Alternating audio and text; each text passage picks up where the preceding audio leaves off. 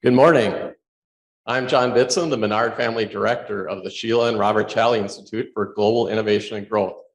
Welcome to the Human Progress and Flourishing Workshop. In this workshop, we bring in scholars from across the country to present their research and engage in a discussion with the NDSU community. Topics focus on innovation, opportunity, and ways to increase individual and societal flourishing.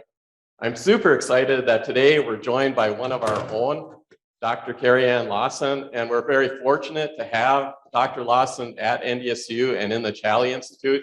We recruited her from West Virginia University, and anyway, is very competitive to get her here, and I'm super excited that she's here. I'm excited about her research, and I think you'll see why I'm excited about her research after her presentation today. So Dr. Kerianne Lawson is an assistant professor of economics in the Center for the Study of Public Choice and Private Enterprise, and a scholar of the Challey Institute for Global Innovation and Growth at North Dakota State University. Her research areas include law and economics and measures of institutional quality. She also conducts research on the importance of economic freedom at the local, state, and national level, and how it relates to entrepreneurship and economic growth. She received her PhD in economics from West Virginia University. After her presentation, she'll take questions from the audience, so please get your questions ready. And the hors d'oeuvres today will be upstairs, so please go upstairs afterwards and join us for discussion and some hors d'oeuvres and fellowship. And again, I'm super excited that Carrie's here, and so please welcome Dr. Kerianne Lawson.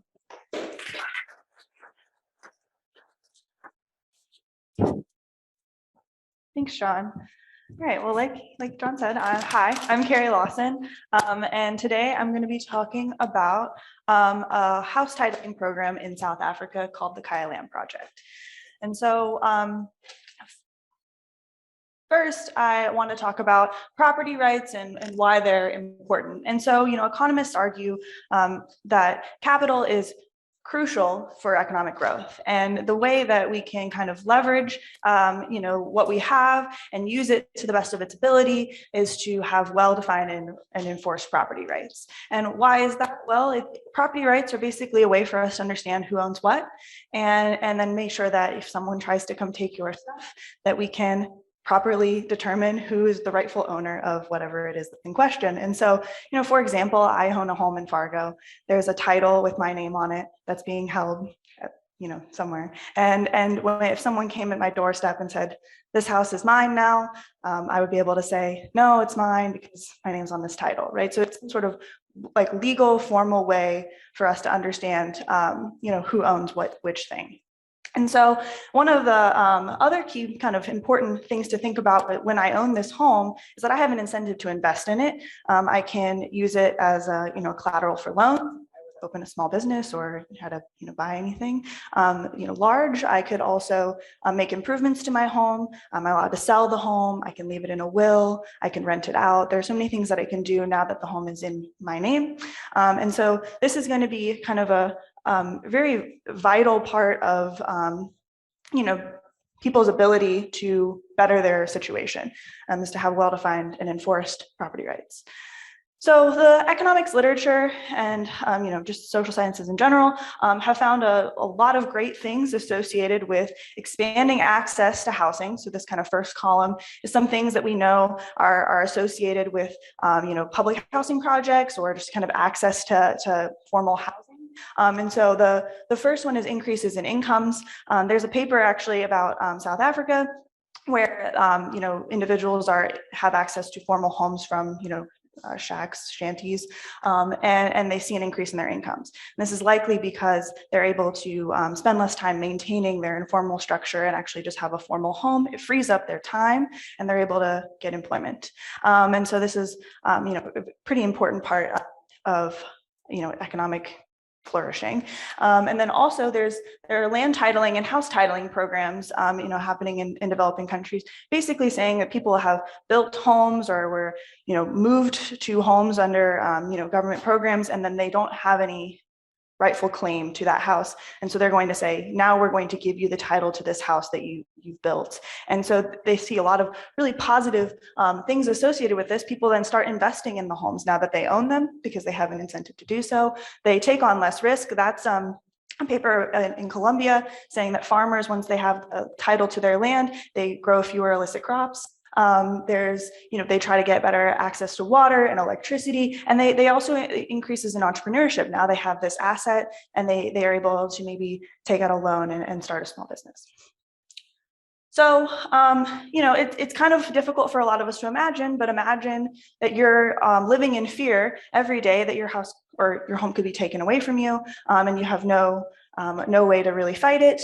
This is the reality for many people in South Africa, millions of people in South Africa that were forcibly moved to government-built homes under the apartheid government.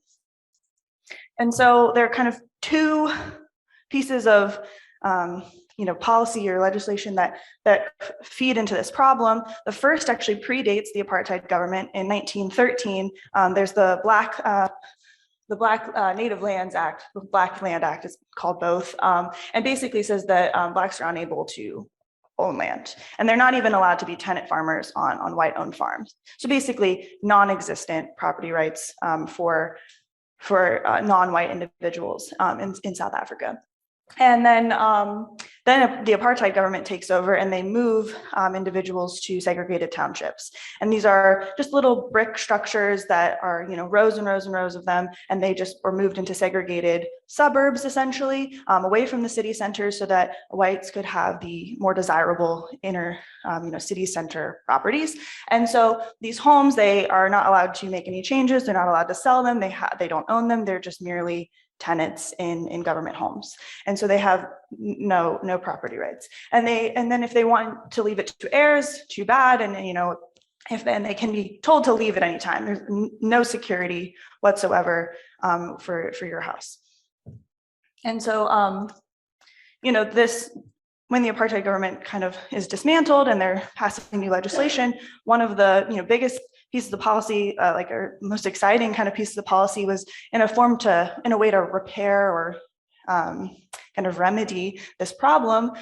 They said that every South African has the right to own their home if it was, they were forcibly moved there during the apartheid era. So all of these homes now, you can go and apply and get the title deed transferred into your name, essentially saying the government's going to relinquish that house and then let you have it. And it's a way to kind of make up for partially some of the terrible things that the government did. And this actually means that 6 million homes, almost overnight, were made eligible for title deed transfer, which is insane. And that counts for about 20 million South Africans, which is a third of the country, that are living in government-built homes that had no right to that home.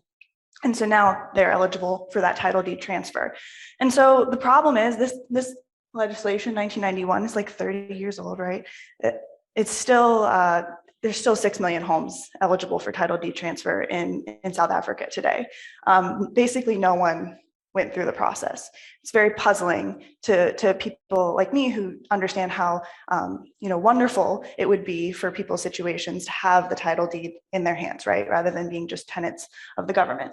And so one of the issues that's identified is that there's just a lack of awareness. People literally don't know that they have the right to get the title deed transferred in their name. And it's because some people argue that it's because the South African government doesn't want them to know that they actually could get this asset. And so they also have pretty steep legal fees. It's about a month's salary for the average South African to go through this process. So a lot of people just don't find it to be, possible. And then also there's just a lot of red tape, paperwork, lawyers, you have to deal with banks. General distrust of lawyers, banks, and government in South Africa has made people kind of just stay away from this whole process. And so, also, officials have actually argued that they don't think the average South African is even capable of understanding this complicated process. There are literal quotes from mayors and governors and stuff like that saying, we just don't think that they're going to get it. They don't get why it's important to own a home, so that's why they're not doing it. I think it's probably because most homes are actually registered in the name of these municipal governments. Municipalities are kind of like states or counties, and they own all the homes. And so, they don't want to tell their people that they could actually get the title deed transferred into their name. So the Khaya Lam Project was started to try to to raise awareness, essentially, that this is a possibility for South Africans. They could get the title transferred. And so this is started by a group called the Free Market Foundation. I am in no way affiliated with the Free Market Foundation. I'm just a big fan of their work. This is not a fundraising event that you came into this morning. I like what they do. And so I've started spending some of my time kind of understanding what the impacts of their work is, but you can donate to their website, shameless plug. So basically, their whole goal is just to try to help people that are worried about what's going to happen when they die, and who's going to get their house, right? Or if I want to move, do I have to just give up this house that I've been living in for however many years, right? So it's a terrible situation to be in. People feel stuck. They feel afraid. They're worried that they could just be asked to leave at any time. And so this is, they're doing some pretty cool stuff, trying to help people get their homes. And so they basically facilitate all of the legal process. They pay all the fees. They said, you just have to tell us that you want the title and we'll make it happen. So far, they started the program in 2013 in one municipality called Ngwathe. It's their pilot program, trying to convince other municipalities to hop on board. And they have 4 other municipalities that are working with the program, actually distributing deeds now, but they have another 20 plus that have pledged funding and are starting that process now. So this is because of how they see it's having transformative effects in Ngwathe, and it seems to be kind of a good example of what's possible. So as of 2019, they've distributed about 2,400 deeds of the 17,000 of eligible homes in that particular municipality. So, I think they probably have done a few hundred more in the last few years, but they've certainly been slowed down due to recent events. And so, let's say that they're about 20% of the way there in this one municipality right now. That's what they're telling me. And so where is Ngwathe, you might want to know, or why did they pick this place? Well, the black shaded municipality up there in that northeast corner is Ngwathe. It's kind of south of Joburg. And then we have the other municipalities that are participating in the program and have distributed fewer than 1,000 deeds. Those are shaded in gray. And then we have all of the other ones pledged funding with the polka dots. And so it seems to be kind of spread out, but they started up in the Northeast, and now they're really concentrating their efforts in the Western Cape. And so I'm interested to see how this is going to kind of change the impacts of the program as time goes on. This is, a relatively new endeavor. And so I'm looking forward to getting more data and just trying to understand exactly how this looks up here compared to down there. So the process costs, all the legal fees and paperwork filing stuff costs about $180 US. But the asset for, a South African, when they have this title deed transferred, is on average about $6,500. And so, the majority of the people that are recipients of the title deeds are Black, elderly, and female. And so a lot of the main cited reason for why they're going through this process is because they're living in a multi-generational home. They are worried about what's going to happen when they pass away. They don't have any legal claim to this home, and they want to have the title deed so that they can leave their house to their children so that they can stay. Because when they pass away, then the children certainly would be asked to leave. That's kind of the standard practice. And so, I want to think about how is this expansion of property rights going to affect Ngwathe? And so we know that, there's increased investment. People are going to say, now I finally own this house. I can put, another structure in the back. I can build another room off the side. We finally can have that space, or maybe we need a new roof or anything like that. But also they'll, maybe say, this is great. We finally have an asset that we can use as collateral for a loan for that business you've always wanted to start, or something like that. This could be really transformative.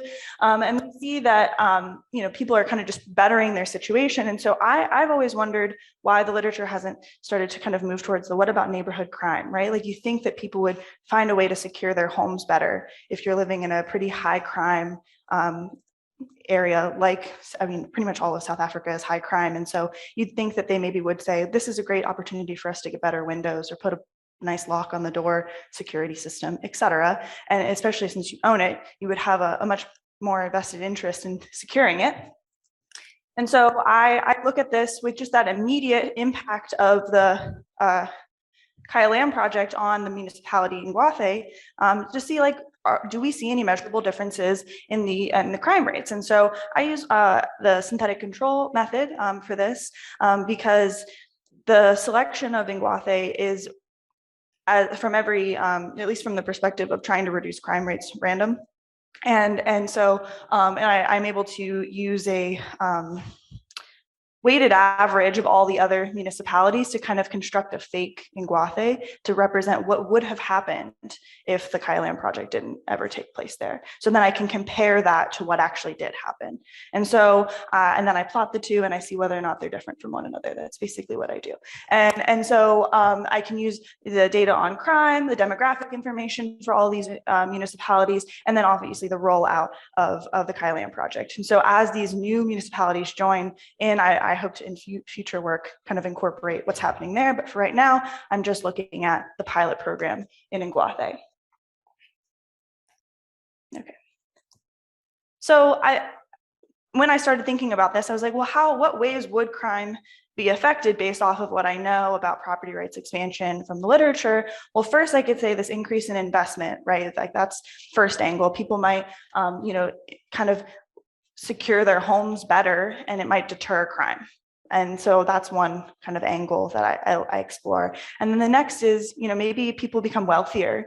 And so it just creates more opportunities for crime. You buy that new car, you have a new TV now, you're kind of doing better. And then all of a sudden it just like makes you more attractive to be robbed, for example. And so then the third one would be mobility. Finally, people are able to sell their homes and leave. And so maybe they are going to go to better places or new people are going to come in. And so this could increase or decrease crime depending on what this new kind of composition of people would be before and after the exodus or whatever. And so I kind of still am working through all of this. And so I'm looking forward to hearing your thoughts afterwards, how I need to kind of pin down each one of these angles. But I'm just going to jump right into the results because, why not? And so what I do find is that there are lower crime rates overall in Guathe pretty much immediately after the program is started. And it seems to be, anecdotally, and speaking with people that run the program, it's because people are actually just buying like they're getting gates put up, they're finding ways to secure their homes now that they have this ownership. And so it's kind of encouraging to me from that investment angle that perhaps people are actually like literally trying to make their houses better and safer. And it seems to be entirely driven by property crimes, like a decline in property crimes. I see no change in the violent crimes or drug crimes or DUIs or shoplifting or anything else. It's just the property crimes. And it's being driven by crimes that are happening at people's properties, which is also very exciting because I really don't have a whole lot of data or a whole lot of municipalities working with. I'm just looking at this one pilot program, and to have such an encouraging result makes me excited about how this will have long-term effects. And it seems to be that it's being driven by declines in the property damages, residential robberies and burglaries, and then the aggravated residential robberies. And so the difference is that, aggravated means that there's some sort of lethal force being used. And then the difference between a burglary and a robbery is whether or not a victim is present at the time, just for clarity. And so an example of what I mean by I plot the difference for the synthetic control method, this is for the aggravated robberies, residential robberies result. And so this vertical line is 2013 when the Khaya Lam Project begins. And I only really have the 5 years after the program. You see they kind of move along together. And then afterwards, the dotted line represents what would have happened, and the black line represents what did happen. And so you don't really see that there's any change in the crime rate, but the rest of the country is experiencing huge increases in the crime rate throughout the whole country. But in Guathe isn't feeling that kind of sweeping increase in crime. And so to me, that's almost like the same thing as a decrease. If everybody else is getting worse and you guys are basically staying the same, that means you're deterring crime somehow. And so I find this to be somewhat encouraging, and that Guathe is managing to just kind of keep the status quo while the rest of the country is getting worse. And it might be because they're able to secure their homes through this program. So like I said, I have some ways to kind of get at these angles. it's difficult to get data on investment and finances for the, the municipality level or even the individual level unless you're physically present in South Africa, which has been difficult for me to do lately. But I do plan to stay tuned. I will be going to get good micro level data soon. But I do think from the investment angle, it's kind of exciting, like I said, because we only see a change in the property crimes. And so if I was seeing changes in all the different types of crimes, maybe I'm thinking it's that mobility thing that like if there's this huge uptick in violent crimes as well, or huge decrease in violent crimes, you might start to say, well, maybe it's just the types of people that are living there are different now than before. And then the opportunity, right? If people are becoming wealthier, there might be more opportunities for crime. Well, I see a decline in crime, first of all. So that kind of rules that out in my mind. And then second of all, I'm seeing that people are becoming more educated and they're working more after this too. I'm seeing an increase in the percent of people that are completing high school and pursuing higher education. And then I also see a decline in the unemployment rate. So, I think people are better off, but I don't necessarily think it's creating more opportunities for crime. And then finally, the no change in any of the other demographic characteristics makes me think that the group of people that are basically the same group of people as they were before. And also because of the main motivation to get the title deed transferred being that you would like to leave this house to your heirs, suggests to me that people are wanting to stay. And so that it's not like they're getting this title so that they can sell and get out of town. They're wanting to stay for long term for multiple generations, right?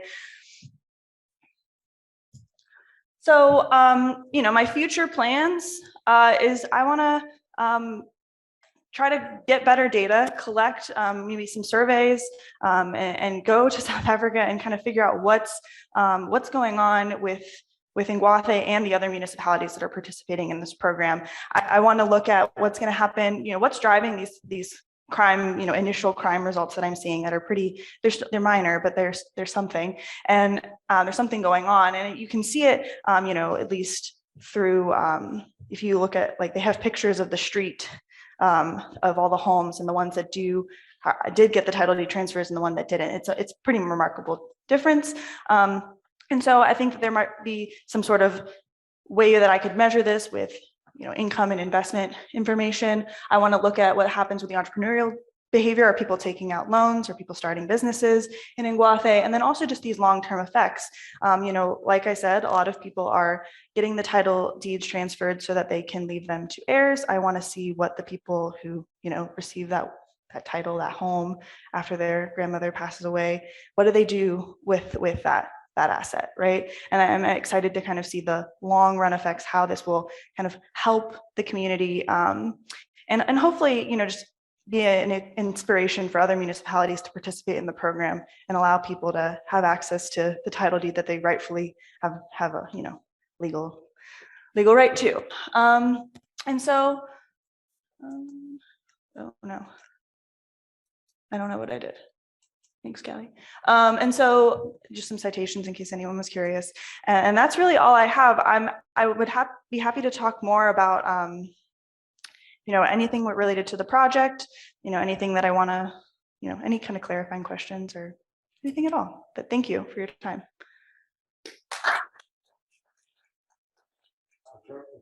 Living in such countries actually operate in a parallel. Okay. Yes. So those are my observations, sort of questions to think about. Sure. So thank you so much. Yeah, thanks, Dragon. Thank you. Basically to kind of summarize, you had a couple questions and I'll try to talk about them. So the first was, is this actually you get this asset, are you actually going to increase your spending? If it's too prohibitively costly for you to go through the title transfer process in the first place, who's to say you have that kind of disposable income to then start making improvements on your home? I think that's kind of the point that you were trying to make first. And so I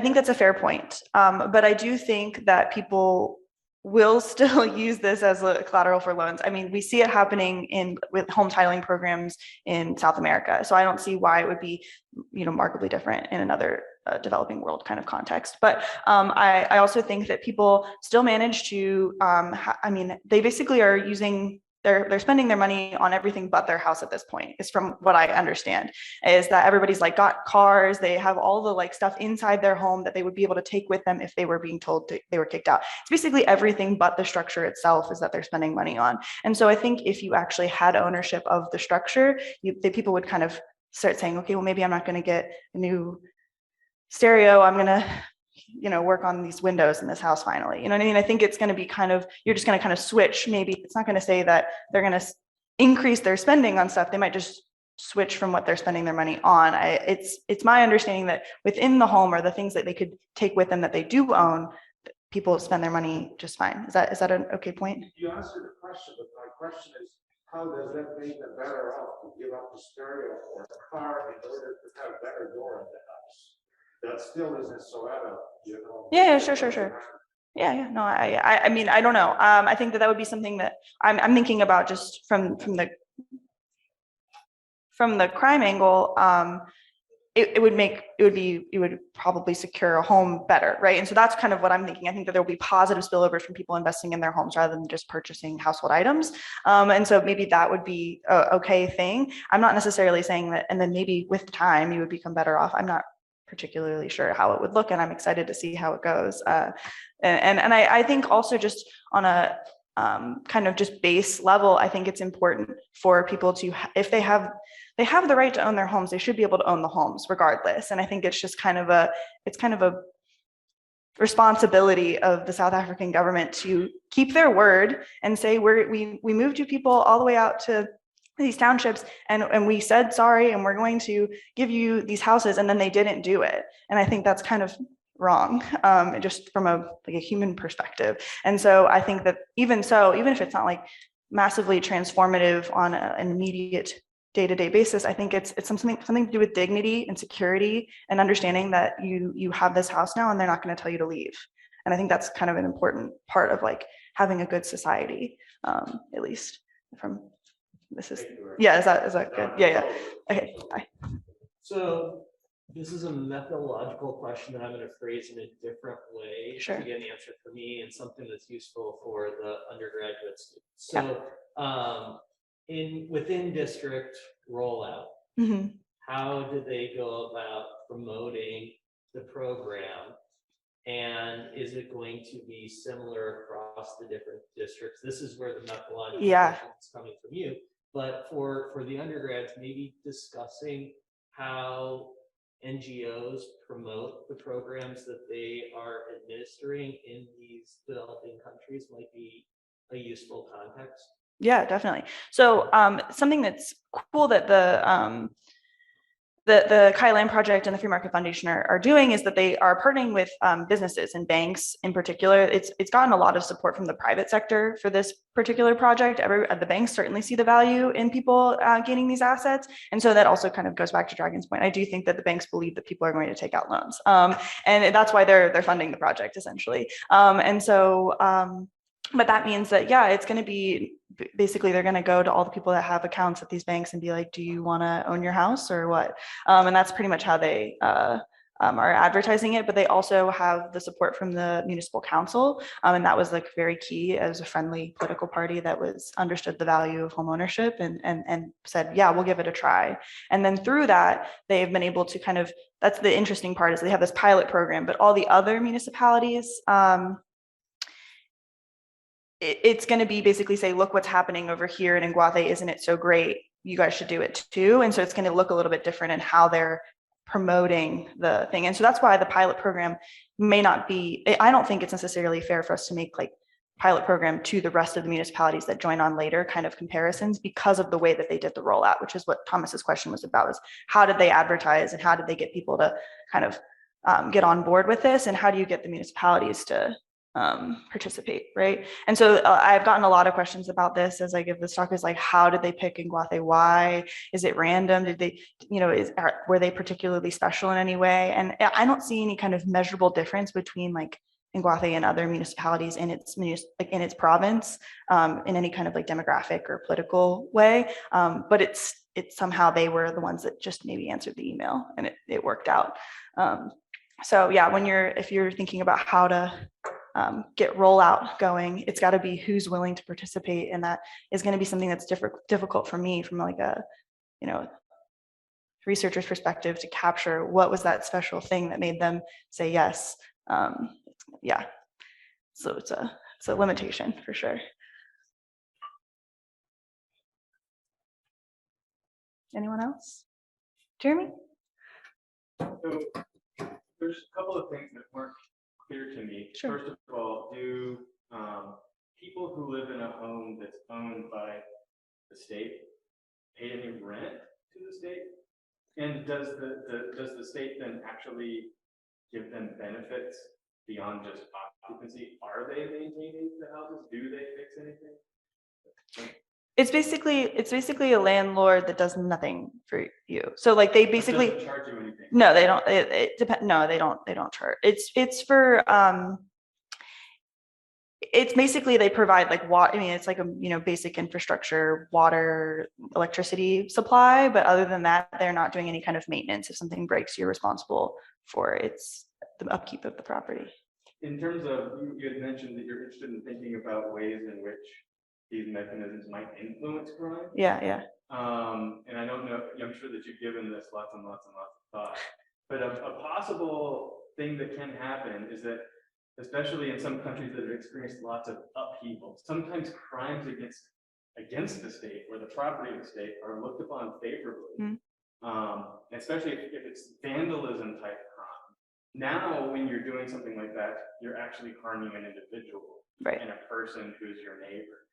And so there is something, I think, different in how people will respond to a crime against property of the state versus property of an individual who's their neighbor that they happen to see. There can be social shame, and things associated with that type of crime. So that's something that you could look into. That's an excellent point. With your survey that you gave. Yeah, definitely. So yeah, what Jeremy was saying was, especially given South Africa's history, perhaps property crimes against state property would not be frowned upon as much as it would be if it was privately owned. You're not going to feel so bad if you graffiti a wall or whatever, if it's owned by the government that you hate, but if it's your neighbor, you probably are going to be less likely to do so. And there might be some sort of social pressure going on as people become more, more homeowners essentially in an area. And that would be something that I could get at with a survey, which would be really cool. Yeah, for sure. Clay? Okay, I'm going to read you a question from online audience. Okay. Literature finds that formal institutions interact with informal mechanisms, including predictors for informal institutions may give you a better pre-treatment fit for the synthetic control. Do you have any thoughts on Jeremy left me or person left me? Do you have any thoughts on what those mechanisms are in the South African context? So the question is basically asking if there was any kind of way I could get an informal institution so that I could have a better pre-treatment match on my synthetic control.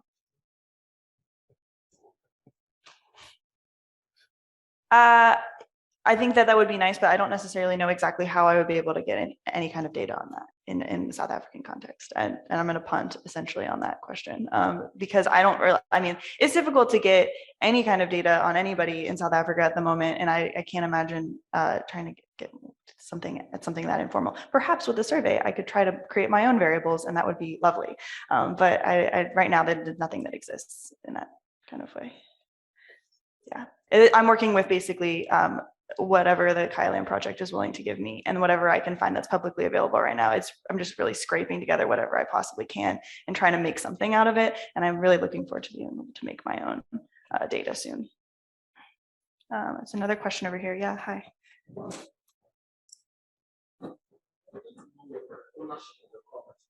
If you go further to investigate whether they are second generation owners, because in Africa, a parent would actually bequeath a property to a child. Yeah. But technically, it's not yours. Right. You can't take certain decisions on it. You might not be able to sell it. Yeah. You might be able to renovate it. And even using it for collateral might also be an issue. So I wanted to know, because from what you are saying, if it's after apartheid, there's a probability the owners themselves would have given it out to their children. Yeah, so there's like, can you, like, basically, how is this going to matter if you have the homeowner giving it to their children? The homeowner might not be able to make sense. Might not be able to do that. Decisions on it, might not be able to use it for collateral. Well, and also it will be good to investigate whether they actually use the deeds or the property right for collateral. Yeah. Sometimes the deeds will spell out boundaries, and just knowing the boundary of the property will help you improve it to make more money. Mm-hmm. Might not necessarily be use it for collateral. Okay, yeah, that's a good point. Good to have. Yeah, so you're asking just like how this if you're the homeowner, you're basically running the home, but you don't have any way to like actually, because it's been given to you by your parents or something, then you wouldn't have any way to like make any legal changes to it. Yes. Yes, so what I'm saying, you could be technically the homeowner on paper, but you are more like a representative of other people. Mm-hmm. So you might not be able to take certain decisions with a property. Oh, just like your parents like wouldn't let you make changes, or is that like you legally couldn't make changes? Your family won't allow you. Okay, yeah, that's true. Yeah, from what I understand, the people that are entering this program are interested in giving up the rights to the property to their children. Maybe they will still have a say in what happens with like the management of the property. But I think from what I'm gathering is a lot of like grandmothers wanting to give it to their children or their grandchildren so that when they pass, they can do whatever they like with the property. So I think you're saying that basically, yeah, I technically hold the title, but she's still in charge, right? Like she's still going to tell me what I can do with the property. And I think that's why I want to look at these long-term effects. What's happening like 10, 15, 20 years after the program when I mean, eventually you're going to be the homeowner that has a say in what happens with the house, right? And so I think these like long-run effects, I think it's going to continue to grow with time. And that's a good point. Yeah. I have a question that's a little bit outside your model, but I still think it's relevant to the paper. Sure. I'm curious what the response is of those who have actually undergone this change, owning their home. Are there people in Africa who are becoming something like evangelists for this as they discover the value that would be associated with that? Is that common?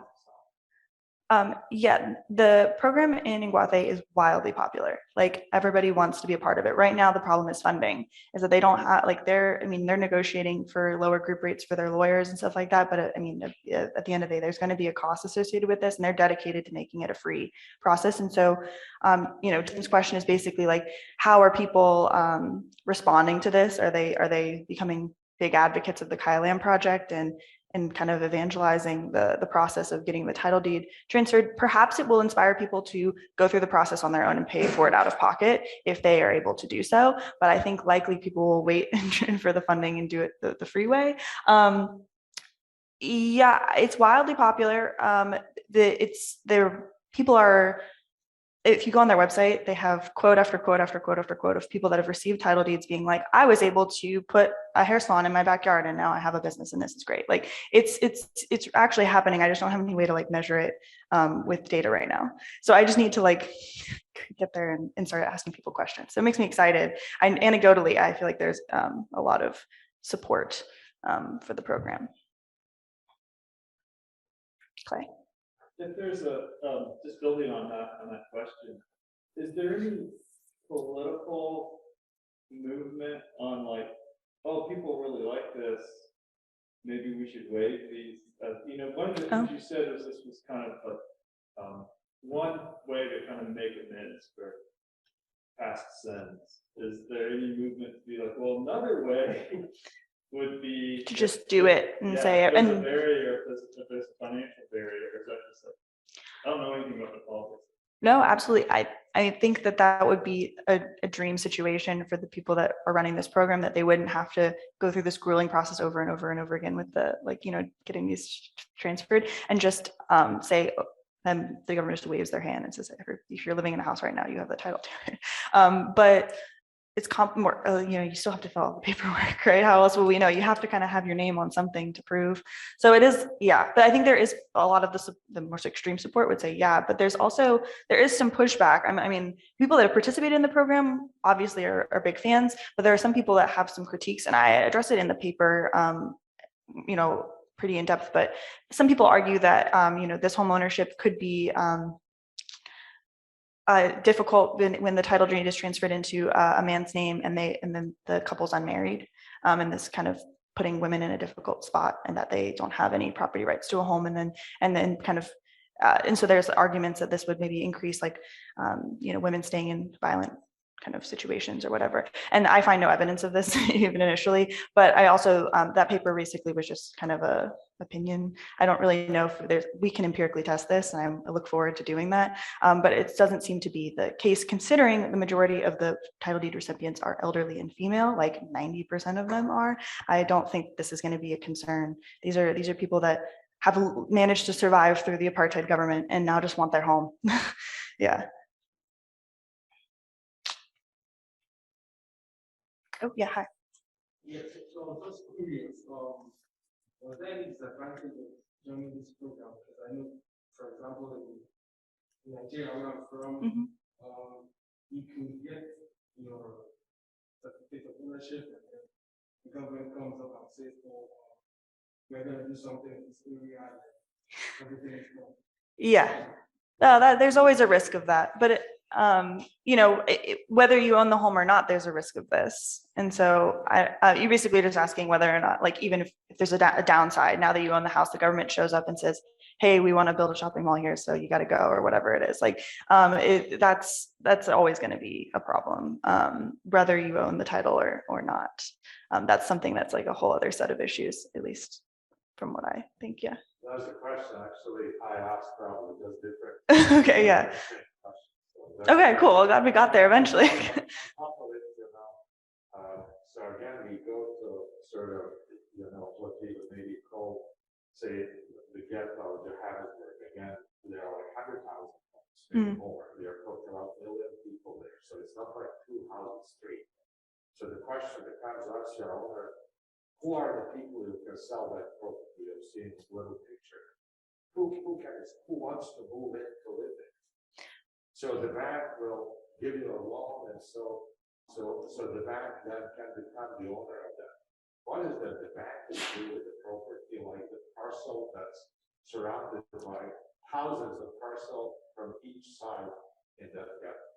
So it's saying a lot of Yeah. so pretty much I would still say that that's better than having to just abandon your home. Like, I think a lot of people are interested in moving to the cities to better opportunities and stuff like that, out of the less desirable areas where the segregated townships were placed in the first place.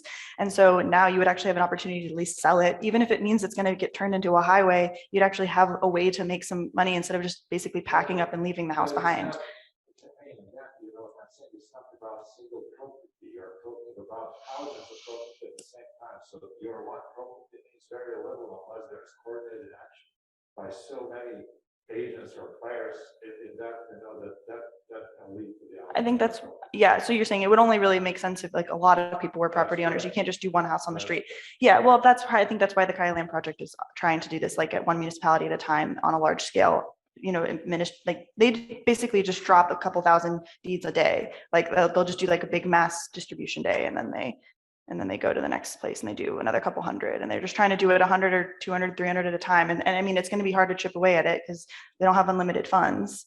It would be nice if, like what Clay said, if they could just wave their hands and say it's done, but that would probably be more meaningful transformation, but we have to kind of be realistic, right? And so you're saying the government needs to hold their end of the bargain. Okay, so we can ignore the transaction costs or so on. Maybe these municipalities should say, okay, it's going to cost you $0 rand. So that's fine.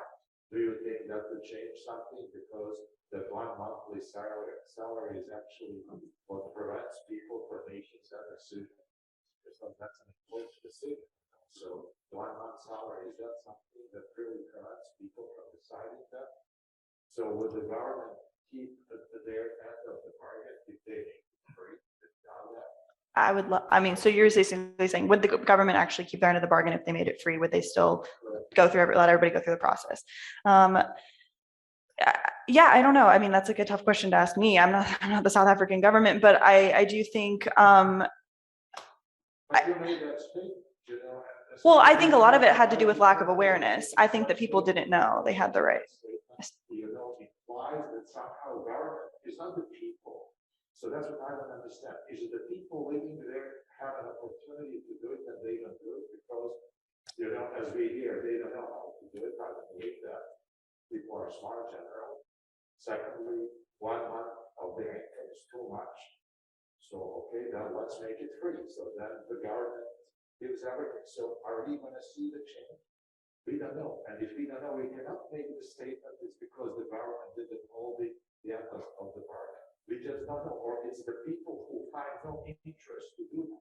Yeah, maybe like I said, I think it comes down to lack of awareness. I think that's a big part of it. I think the government has been not telling people that this is an opportunity for them. And that's why the Khaya Lam Project started, was to basically educate people as well. Okay. Corey, hi. You foresee any negative outcomes from this, such as like a wealth disparity, like someone's too busy working to invest in this program versus like saying on their backyard, and get that Head Start. I mean, is there any data that you look at to see that this could be something? Yeah, I mean, the Khaya Lam Project has made it almost the lowest cost it possibly could be. Basically, all you have to do is demonstrate that you are interested, and they do all the work for you. So in terms of like people not having opportunities to be a part of the program, it's not, that doesn't really exist. Like anybody could, if they just want to like make a phone call. So I think that in terms of like access to the program, it's universal, and that would be a good thing, right? You want to make sure that anybody who's interested could. And so the people that are going to be interested are probably the people that have ideas to maybe perhaps take out a loan, right? Like I think that there's going to be some sort of selection into the program that's going to be going to have people that are more motivated to invest in their homes, right? But you can't force people to sign up. Anybody else? Okay, so I'll ask one last question. Okay. So I'll give you a chance to advertise it again. Yeah. So we talked about awareness, or somebody mentioned awareness. So what about the awareness of the project itself from people that are potential donors to the project? So how did you find out about it? And then, has it grown in terms of a lot of people becoming aware and going to this project? And maybe how does somebody become aware if they don't see a presentation by? Yeah, so John's asking about like, not only is it difficult for awareness in South Africa, but people like who are going to give money to the project don't really know about it. They're still working on that. But I mean, I kind of have taken it upon myself as someone who's not affiliated with them in any way to kind of just tell anybody I've ever known that thinks property rights are good, to give them some money if they're able to, because I think what they're doing is important. But I found out about them through friends that are they give to the group. They basically are getting most of their support from local businesses and community members that see the merits in home ownership. And so it's going to be mostly South African donors, but I think that there certainly would be interest if people knew about it outside of the country, because it is pretty, they're facing a pretty big mountain of 6 million homes that they're trying to work towards, right? Their goal is 10,000 by the end of 2023. So stay tuned. So thanks for an outstanding presentation. Thanks, guys.